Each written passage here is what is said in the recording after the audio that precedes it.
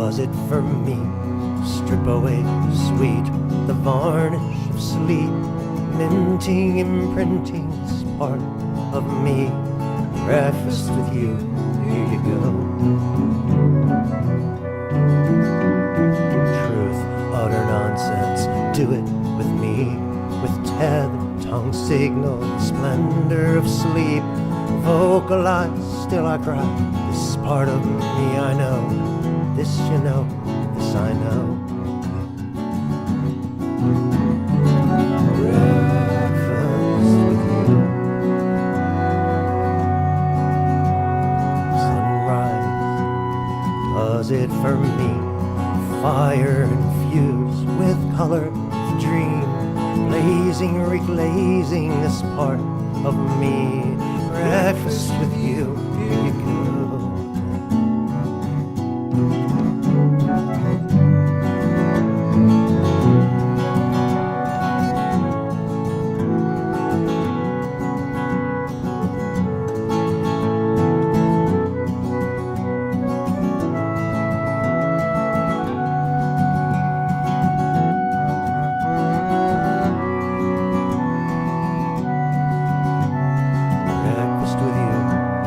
Does it for me, service supreme, me suffering, sleep, feeding, indeed I am this part of me. I know, this I know, this I know.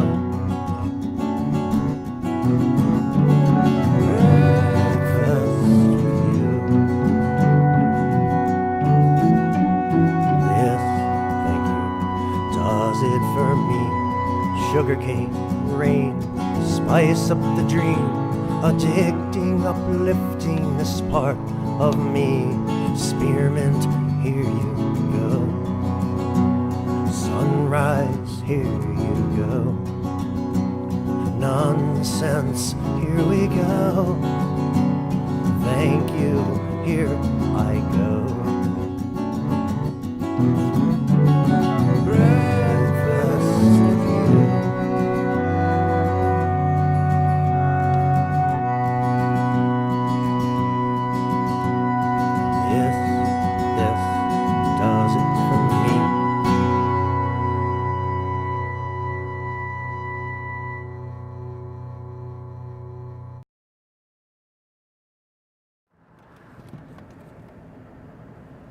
On every question of construction, let us carry ourselves back to the time when the Constitution was adopted.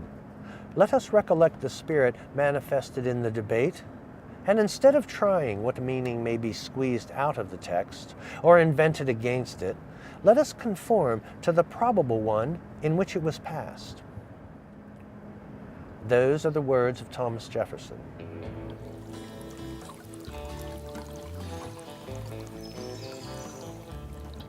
And I would say that the spirit in which the Second Amendment to the Constitution was passed was in the spirit of establishing and preserving and protecting our freedom and our American way of life.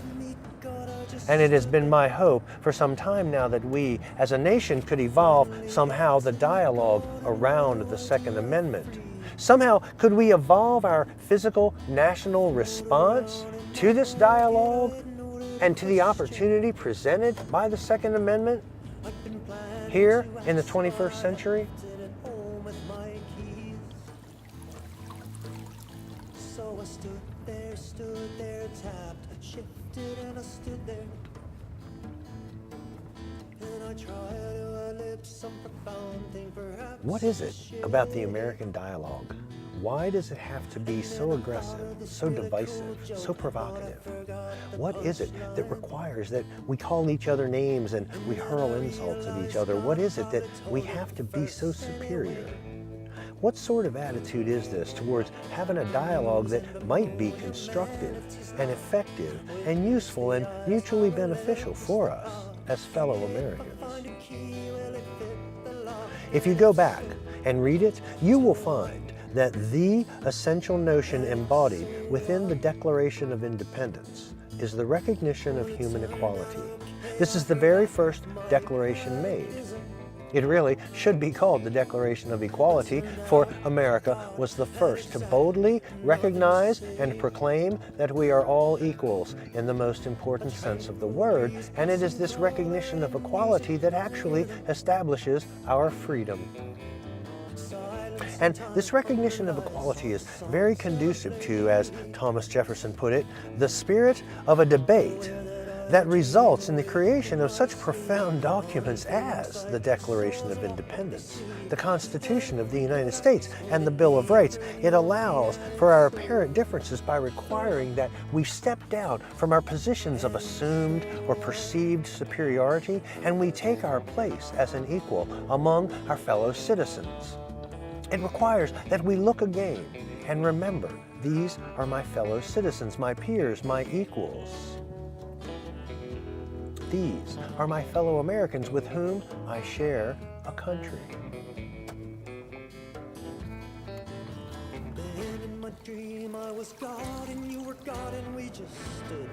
Often, when tragedies happen, people lose their ability to be rational in the emotions of the moment. Now, that is not to say that we should not respond emotionally to absolutely horrific national tragedies. Most definitely, we must experience and allow our emotions to run their course. But there does come a time when we need to engage these national opportunities from a place of reason and logic in the spirit of mutual goodwill and national evolution. The founding documents of this country are dynamic. They're not static words written on paper that was manufactured back in 1776 or something. These documents embody a certain spirit, a certain idea, a certain ideal. It's a human ideal. And it is the ideal of equality. And flowing from this recognition and proclamation of human equality is the notion that we are all free to govern ourselves, and that really is the opportunity of America, which is then spelled out a bit more specifically through the Constitution and the Bill of Rights. So, I would say that if we're going to evolve the spirit of these documents, if we're going to evolve the quest to preserve and protect our freedom and our American way of life, this is not going to occur only through dialogue. We must also take action. We must engage the opportunity at hand.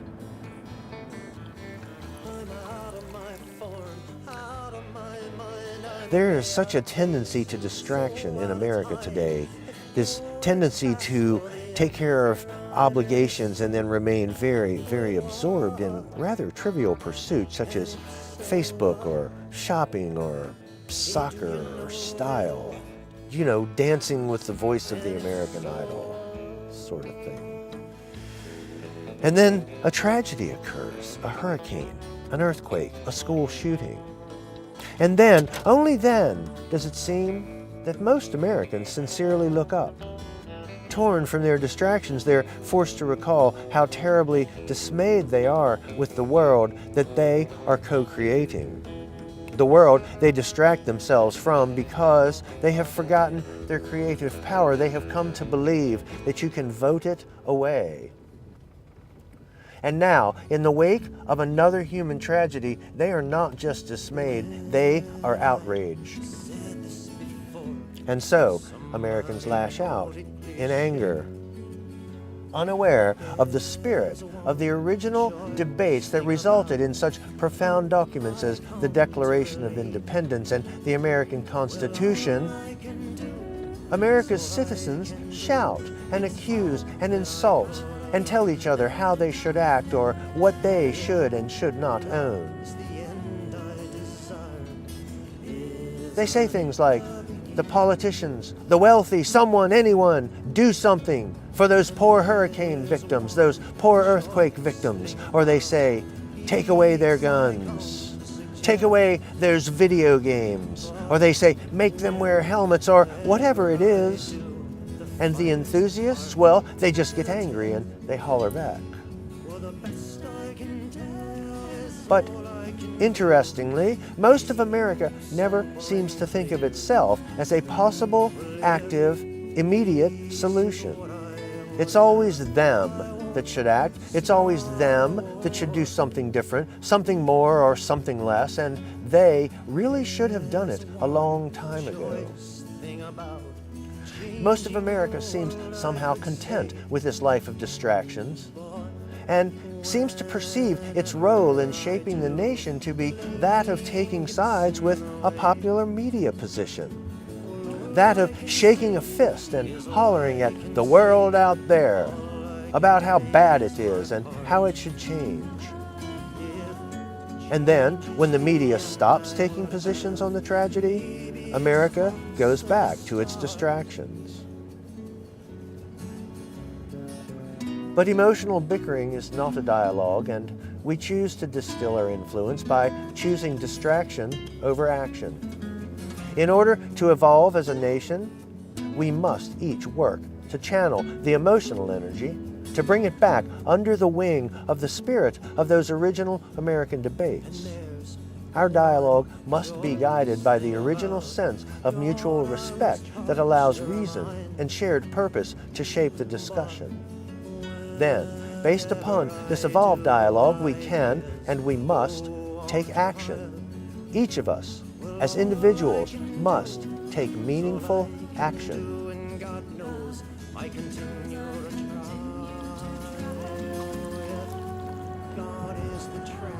So what can we do? How can we act differently, constructively? Look, I'm not saying that you should not enjoy Facebook or whatever your distraction in life is. I get that. I have my distractions too. I enjoy Facebook. But while we're busy hollering, about things like guns, for example, we could also wonder how we might also help to evolve the original concept, the spirit that was embodied in the Second Amendment. Because the Second Amendment, again, it was built around the notion of not only establishing, but preserving and protecting forever this new way of life, this American way of life, this free way of life. So how can we, as citizens of America in the 21st century, how can we evolve this notion into the 21st century, into our now world of now challenges? In 2013, what would a well-regulated citizen effort look like? It wouldn't be a militia in the old school, sense of the word, that's for sure. We don't need that. We've got a military and we've got a National Guard.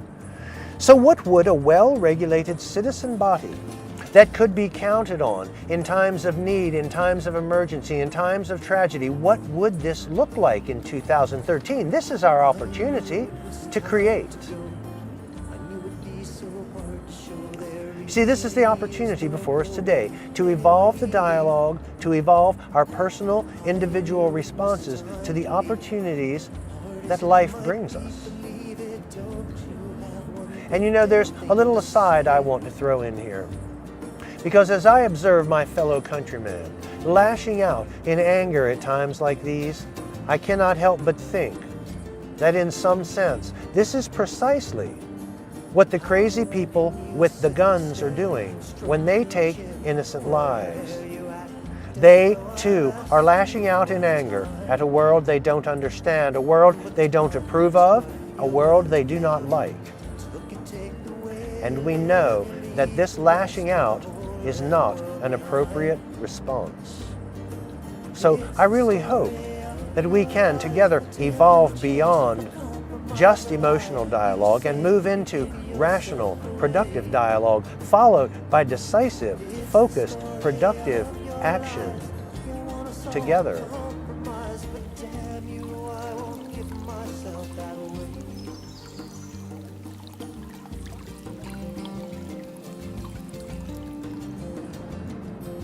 So let's look at it for a moment. Let's do a little thought experiment. What would a well-regulated citizen force that has evolved to serve in times of need, what would that look like? How would it respond, say, to the earthquake in Haiti? How many of us who are truly inclined to drop what we're doing and hop on a plane bound for Haiti are actually able to do so. What sort of mechanism would a well-regulated citizen effort in 2013 have in place to facilitate the humanitarian aid that so many of us were crying out for? Well, I imagine there would be some sort of workforce mechanism in place, for one thing. In other words, we would have some sort of social agreement that when these disasters occur, those of us who are trained and prepared and inclined to go and help are free to do so without the traditional pressures of the job. We don't have to worry about losing our job or losing vacation days or losing pay or any of that. That mechanism is in place. It would pay the wages while we're on the ground in Haiti, making a difference. And there would even be a mechanism to bring in someone on a temporary basis to help fill our spot at work. That's how I imagine it. And I imagine we might have some sort of national mechanism in place that would provide transportation and support while we are on the ground. You see, we would exercise our American prowess in preparation and communication and logistics and technology and all that to devise a mechanism that would have literally thousands of concerned, compassionate Americans on the ground within 24 hours. See, I can see it now, just recently, as it becomes clear that Hurricane Sandy is going to wreak havoc upon New Jersey, thousands of Americans from across the nation are already moving into place to provide relief and support. Suppose you're in Texas and you want to go help and you're trained and you're part of that force. Well, you simply go to your boss at work and you say, "Boss, I am part of the well-regulated citizen effort that responds to situations such as this, and I have to go. I want to go, I'm leaving, I'll be gone for 5 days." And your boss shakes your hand and says, "Go." And you go home and you pack your bags and you go to the airport and there's a plane waiting to take you and the other Texas volunteers from your area to the staging area for Hurricane Sandy relief. And some of you have medical skills, and some of you are counselors, and some of you are search and rescue specialists, and some of you are builders, and so on. That is how I imagine one possible scenario involving a well-regulated citizen effort responding to a tragedy. A well-regulated citizen effort geared towards animating, geared towards bringing to life, here now, American principles. A vision of equality, of equal opportunity, compassion, caring, sharing. But sadly, the Second Amendment debate in this country has degraded to an argument about guns, when in fact the Second Amendment is concerned with the preservation of our way of life, our freedom. The Second Amendment states that a well-regulated militia is necessary to the security of a free state. In other words, a well-regulated citizen effort is necessary to the security of a free lifestyle. And so honestly, I'm left wondering how it is that the conversation only has to do with guns, as though a militia consists of only people with guns. As best I can tell, a militia engages other tools and skills. There are tools and skills related to medicine, tools and skills related to transportation, tools and skills within a militia related to education and preparation, nutrition, physical fitness, mental fitness, on and on.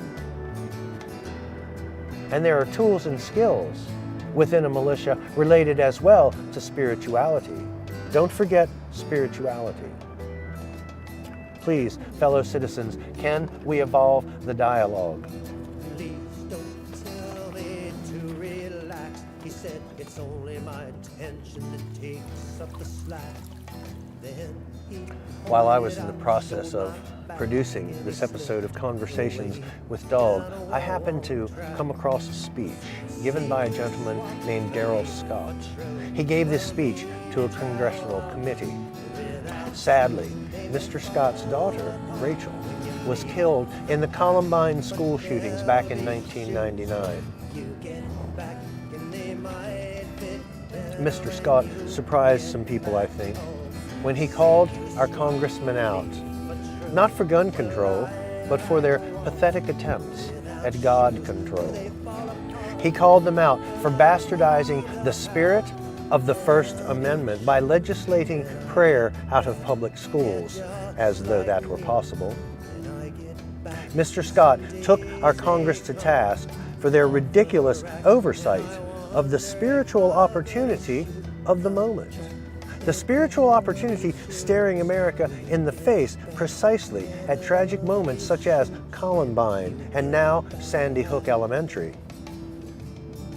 Mr. Scott began by saying that when Cain slew Abel in the Bible story, the villain was not the club that he used, nor, said Mr. Scott, was it the National Club Association. He says that the villain was Cain, and the blame, the reason for the act, if it can be found, would have been in Cain's heart. And Mr. Scott went on to say that Columbine was a spiritual event. He called it a spiritual event. He said it was a spiritual event that should have us looking for the true source of blame. And then he said that much of the blame lies here in this room. He was talking about our Congress. And then Mr. Scott read a poem that he had written. It goes like this. Your laws ignore our deepest needs. Your words are empty air. You've stripped away our heritage. You've outlawed simple prayer. Now gunshots fill our classrooms and precious children die.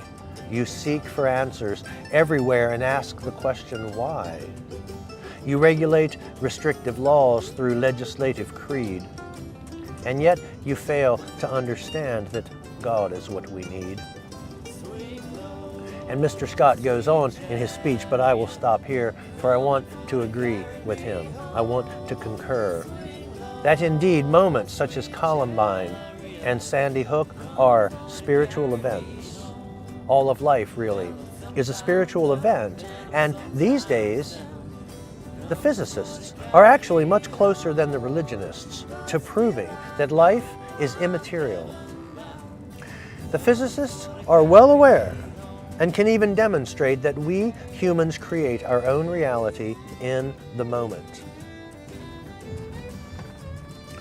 And of course, we've been empowered in this fashion by the universe. And guess who the universe is?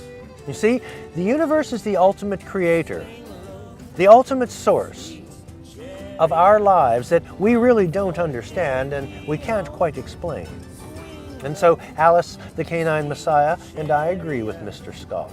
Although we will change the word, spirituality is what we need. Recognition of the fact that life itself in every moment is an individual spiritual opportunity. We'll change the word again. Faith is what we need. Faith in our own spiritual stories, whatever they may be. Faith in the part of our stories that tells us that every human moment is a gift, that life is an opportunity. It is the opportunity for the art of humanity.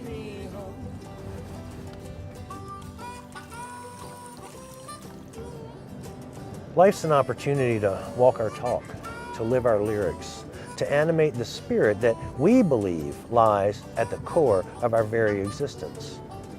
As Americans, it is the spirit of the Declaration of Independence that lies at the innermost core of our national existence. It is the spirit of the recognition and declaration of equality.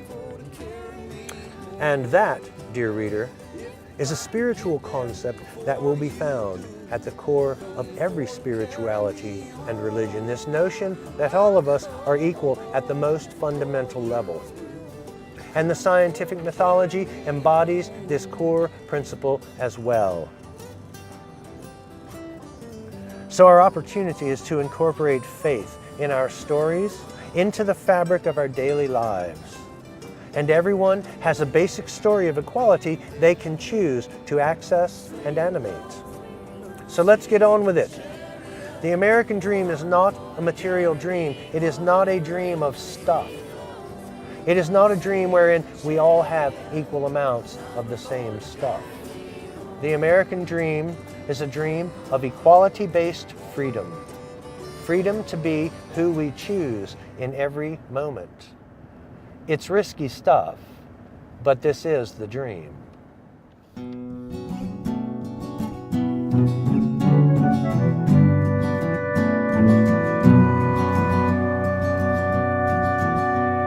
Spearmint does it for me. Strip away, sweet, the varnish of sleep. Minting, imprinting this part of me. Breakfast with you, here you go. Truth, utter nonsense, do it with me. With tether, tongue signal, splendor of sleep. Vocalize, still I cry, this part of me I know. This you know, this I know.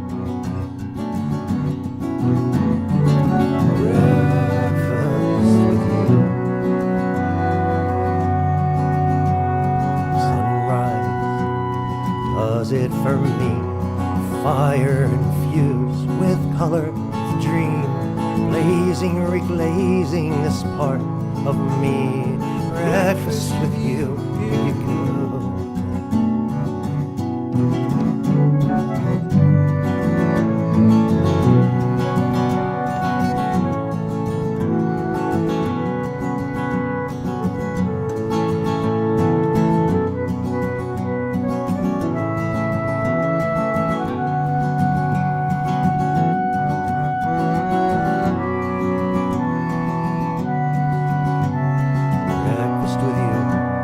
Does it for me, service supreme, me suffering, sleep, feeding indeed I am this part of me. I know, this I know, this I know. Breakfast with you. This, thank you, does it for me, sugarcane, rain, spice up the dream, addicting, uplifting this part of me. Spearmint, here you go. Sunrise, here you go. Nonsense, here we go. Thank you, here I go.